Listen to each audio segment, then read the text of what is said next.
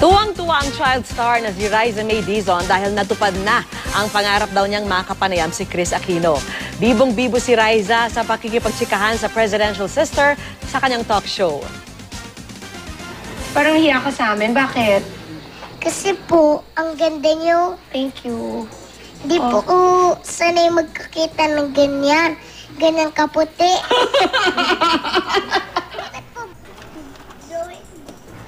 Binigyan ni Chris si Riza ng mga coloring book at coloring pencil. Kahapon naman, nagkita si Riza at ang anak ni Chris na si Bimbi.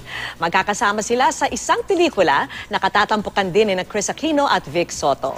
Kamusta naman kaya ang unang pagkikita ni na Riza at Bimbi? Nagkwentuhan lang po kami. Binigay ko po yung number ko. Tsaka So, nagte-text? naman!